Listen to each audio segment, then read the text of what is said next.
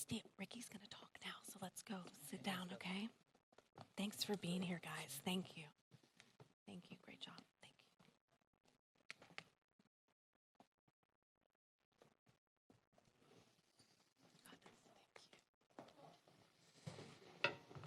you. I was I was advised just to read my Facebook post that I made 2 days ago. But in the same, I guess, creative, rebellious spirit that Austin had, I don't think I can do that. So I might go off the cuff a little bit here. My name's Ricky Townsend, and I met Austin through an amazing program called Best Buddies. How many people are part of Best Buddies around here? Raise your hand. For those who don't know what it is, and I know that's not many people, this is a nonprofit organization dedicated to enhancing the lives of those with intellectual and developmental disabilities through one-to-one friendships. They do a lot of other cool things, but it's the one-to-one friendships that is the reason I joined. I want to make it very clear, though. I met Austin through a charity. Austin was not my charity. Austin was my best friend. And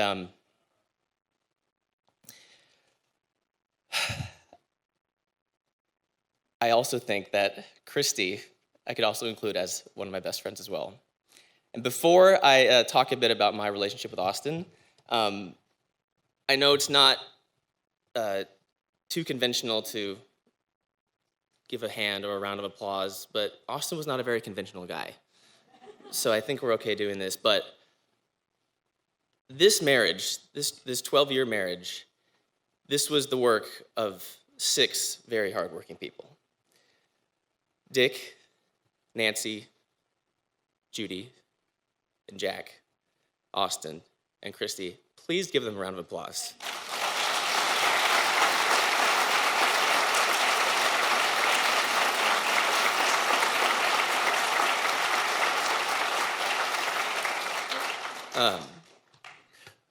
What they did is nothing short of miraculous, and especially if you know these two. But they definitely know more than me about marriage, I can tell you that.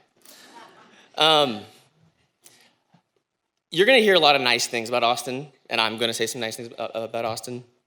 But I'm also gonna tell you another side of Austin too, that I think everybody should know about. Because, you know, he wasn't just this sweet cherub angel, okay? Christy, you said it yourself. What was he? What'd you say? A jokester? He's also a big jokester and a very funny comedian. Yes, very funny comedian. Something that he thought was very funny was the very first time that we met, or I should say our first outing together, we went to go see a movie. We realized we both were movie people, so we're going to see a movie. Me, if some of you know this, you won't be surprised, I'm a little forgetful at times, and we got up to the ticket stand. I did not have my wallet. Austin was a consummate gentleman. He paid for the tickets, paid for the popcorn, made sure everything was going to be okay. I was like, wow, I lucked out. I lucked out with this guy. Are you kidding me? Got matched with this cool dude who's paying for stuff. That's awesome. I'm a freshman in college and need all the money I can get, right? For textbooks, of course. But what I realized very soon after was, although I forgot my wallet, Austin never forgot that I forgot my wallet. Started off just being like, you know, in front of school administrators, professors, girls I always tried to court. Hey, how do you know Ricky? Oh, this guy? He forgot his wallet. What do you mean? Go movie theater. I had to buy the popcorn and tickets. And I'm like, hey, yeah, we're really close. We're doing just great. Even 3 years ago, we did a national speaking circuit. Went to several big conferences to talk about, they did the talking. Austin and Christy talking about their marriage. And in front of about 3,000 people, he still did not fail to mention this. And I was like, what is going on here? The the reason I bring this up is because seeing that I have somewhat of a crowd now, our very last outing together before Austin passed was at TCBY Yogurt. And do you know who forgot their wallet? I bet you can guess. It wasn't me. I'm just telling you that story because I know if the roles were reversed and I was the one to go first, he would be up here telling you guys that wallet story. So I'm just evening the score, Austin. But our relationship went beyond wallets, and it went beyond forgotten wallets, and it transcended many, many different forms, dimensions, and levels of friendship to the point where I called him my brother. I didn't just call him my brother, I called him my hero. I mean, Austin truly was my hero. Through him, I think Christy said it best, I found purpose. And there's been other, yes, I got the bracelet, I'm breathing. Thanks, Christy.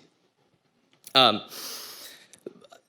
my life, it's oscillated back and forth between, what my calling was and who I am, and just those classic millennial questions that we all ask ourselves, But Austin was my rock and is my rock. And although I don't know what the future holds for how us honor him, I know it's going to be amazing because what Austin did was amazing. Brimming with positivity. He was a master at displaying tranquility in the midst of chaos. And he also was the most ambitious person with the biggest heart. And I don't think that's very easy to find.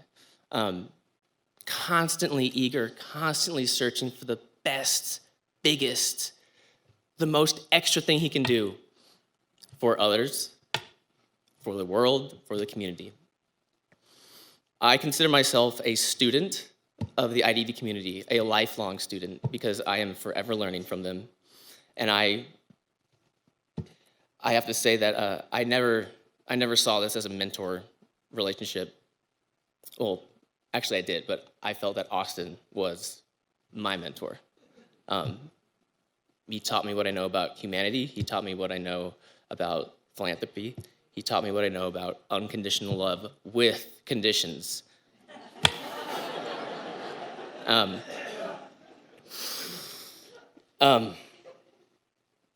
Something that Austin used to do that was very sweet, and he never explained it. He never said why.